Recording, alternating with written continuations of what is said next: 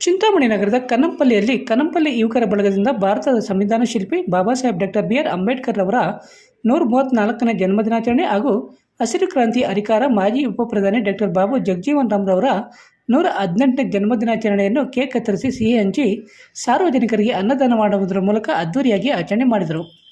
ಈ ಕಾರ್ಯಕ್ರಮದಲ್ಲಿ ಮುಖಂಡರಾದ ವೆಂಕಟರೆಡ್ಡಿ, ನಗರಸಭಾ ಸದಸ್ಯ ರೆಡ್ಡಪ್ಪ, ಡಾಬರ್ ಮಂಜು, ವೆಂಕಟೇಶ್, ನಂಜಪ್ಪ, ಜೋಗಿ ಶ್ರೀನಿವಾಸ್, ಮೇಸ್ರಿ ಸೀನಾ, ನಾರಾಯಣಸ್ವಾಮಿ, ಶ್ರೀನಿವಾಸ್, ಬಾಬುರೆಡ್ಡಿ, ಕೆಎಸ್ಆರ್ಟಿಸಿ ಅಂಜಿ, ನರಸಿಂಹ, ಡಿಸಿಬಿ ಮಂಜುನಾಥ್, ಮಾದಿಗದಂಡರ ದಾನಮ್ಮ, ಟೈಲರ್, ಆಂಜಿ, ನಾಗರಾಜ್, ಬಾಲಚಂದ್ರ, ಸುನೀಲ್, ಸತೀಶ್ ಮತ್ತಿತರರು ಕಾರ್ಯಕ್ರಮದಲ್ಲಿ ಪಾಲ್ಗೊಂಡು ಅಂಬೇಡ್ಕರ್ ಹಾಗೂ ಬಾಬು ಜಗಜೀವನ್ ರಾಮ್ರವರ ಭಾವಚಿತ್ರಕ್ಕೆ ವಿಶೇಷ ಪೂಜೆ ಮಾಡಿ ಪುಷ್ಪನಮನ ಸಲ್ಲಿಸಿದರು. ಈ ಸಂದರ್ಭದಲ್ಲಿ ಕನ್ನಂಪಲ್ಲಿ ಗ್ರಾಮಸ್ಥರು ಮತ್ತಿತರರು ಉಪಸ್ಥಿತರಿದ್ದರು.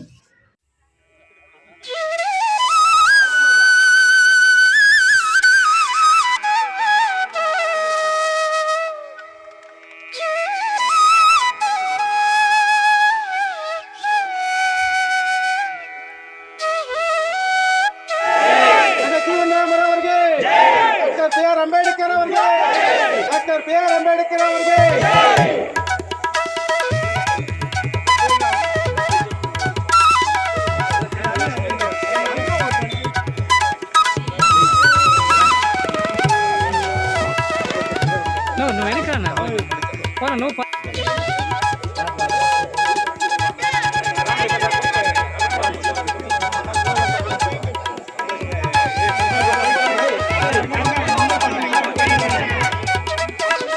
ಇಲ್ಲೋಟಪ್ಪ ಇನ್ನೇ ಹೋಗ್ಬೇಕು.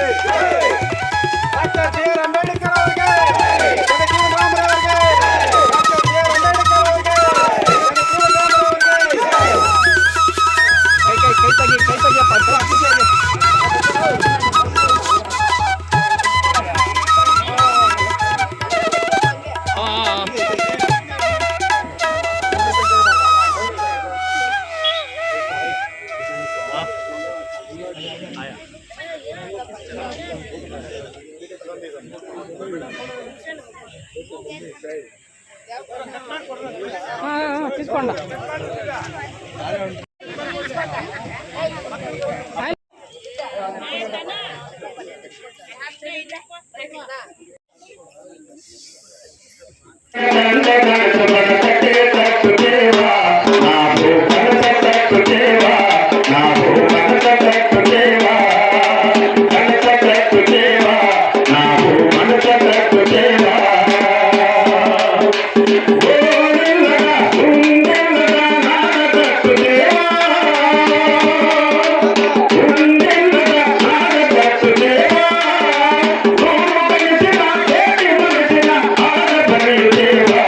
Thank you.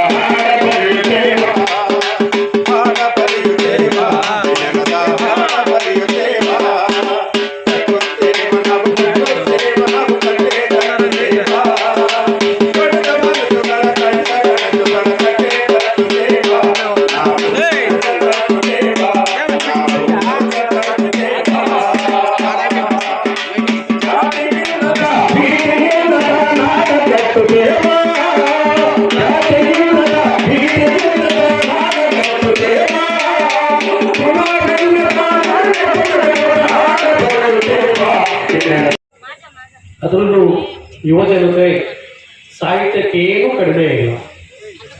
ಅಂಬೇಡ್ಕರ್ ಅವರ ವಿಚಾರಧಾರೆ ಎಲ್ಲ ಕಡೆ ಇದೆ. ಅನೇಕ ಪುಸ್ತಕಗಳನ್ನ ಹೊರತಂದಿದ್ದಾರೆ. ಸಂಘಟನೆಗಳವರು ಕೂಡ ಪುಸ್ತಕಗಳ ರೂಪದಲ್ಲಿ ವಿಚಾರಧಾರೆಯನ್ನು ಹೊರತಂದಿದ್ದಾರೆ. ನಾವು ಮಾಡಬೇಕಾಗಿರ್ತಕ್ಕಂಥದ್ದು ಅದನ್ನ ತಿಳ್ಕೋಬೇಕು, ಅದನ್ನ ಅಭ್ಯಾಸ ಮಾಡಬೇಕು, ಓದಬೇಕು. ಓದಿದಾಗ ಮಾತ್ರ ನಮಗೆ ಆ ವಿಚಾರಧಾರೆ ಗೊತ್ತಾಗುತ್ತೆ. ನೀವು ಜಾಸ್ತಿ ಮೇಲೆ ಏನು ಓದಬೇಕಾಗಿಲ್ಲ. ಸಂವಿಧಾನಕರ್ತರು ಡಾಕ್ಟರ್ ಬಾಬಾ ಸಾಹೇಬ್ ಅಂಬೇಡ್ಕರ್ ಅವರು ಅವರ ಅದ್ಭುತವಾದಂತಹ ಬರಹಗಳು ಮತ್ತು ಭಾಷಣಗಳು, ಗ್ರಂಥಗಳು, ಪುಸ್ತಕಗಳನ್ನು ಹೊರತಿದ್ದಾರೆ. ಮಾಜಿ ಮುಖ್ಯಮಂತ್ರಿಗಳು ಆಗಿದ್ದಂತಹ ಡಾಕ್ಟರ್ ಎಂ ವೀರಪ್ಪ ಮೊಯ್ಲಿಯವರನ್ನು ನೆನೆಸ್ಕೊಳ್ಬೇಕು. ಅವರು ಮುಖ್ಯಮಂತ್ರಿಗಳು ಆಗಿದ್ದಂತಹ ಸಂದರ್ಭದಲ್ಲಿ ಅಂಬೇಡ್ಕರ್ ಬರೆದಂತ ಎಲ್ಲ ಬರವಣಿಗೆಗಳು ಮತ್ತು ಭಾಷಣಗಳನ್ನ ಗ್ರಂಥಗಳ ರೂಪದಲ್ಲಿ 12 ಸಂಪುಟಗಳನ್ನ ಸರ್ಕಾರದ ವತಿಯಿಂದ ಪ್ರಿಂಟ್ ಮಾಡಿಸಿ ಎಲ್ಲ ಇಡೀ ರಾಜ್ಯಾದ್ಯಂತ ಕೂಡ ಲೈಬ್ರರಿಗೆ ಅವ್ರು ವಿತರಣೆ ಮಾಡಿಸಿದರು. ಅದರಿಂದ ಅಂಬೇಡ್ಕರ್ ಅವರ ವಿಚಾರಧಾರೆ ಎಲ್ಲ ಕಡೆ ತಿಳ್ಕೊಳ್ಳೋದಕ್ಕೆ ಅವಕಾಶ ಆಯಿತು.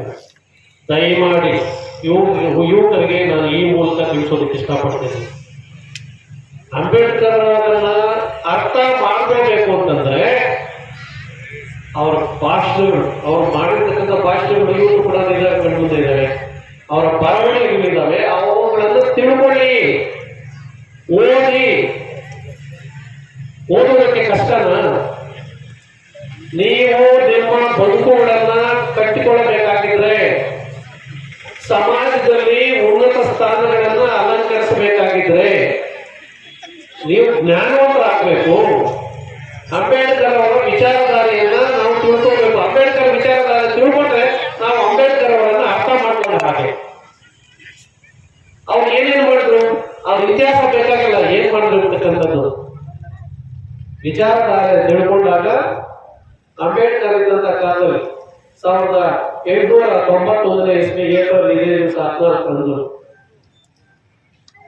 ಜನಿಸಿದಂತ ಒಂದು ಸಂದರ್ಭ.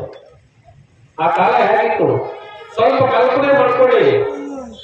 ಈಗ ಸ್ವಲ್ಪ ಅಂಬೇಡ್ಕರ್ ಅವರು ಕೊಟ್ಟಂತಹ ಒಂದು ಸಂವಿಧಾನದಿಂದ ನಮಗೆ ಅನೇಕ ಸವಲತ್ತುಗಳು ಸಿಕ್ಕಿದ್ದಾವೆ, ವಿದ್ಯಾಭ್ಯಾಸ ಸಿಕ್ಕಿದೆ. ಮೊದಲು ಈ ವರ್ಣಾಶ್ರಮ ಪದ್ಧತಿ ಅಂತ ಏನಿತ್ತು ತಿಳ್ಕೊಂಡಿದ್ದಾರೆ. ಅದ್ರ ಬಗ್ಗೆ ಬ್ರಾಹ್ಮಣ, ಕ್ಷತ್ರಿಯ, ವೈಶ್ಯ, ಶೂದ್ರ 4 ವರ್ಣಾಶ್ರಮ ಧರ್ಮ. ಇದರ ಬಗ್ಗೆ ಹೇಳಿದ್ದಾರೆ.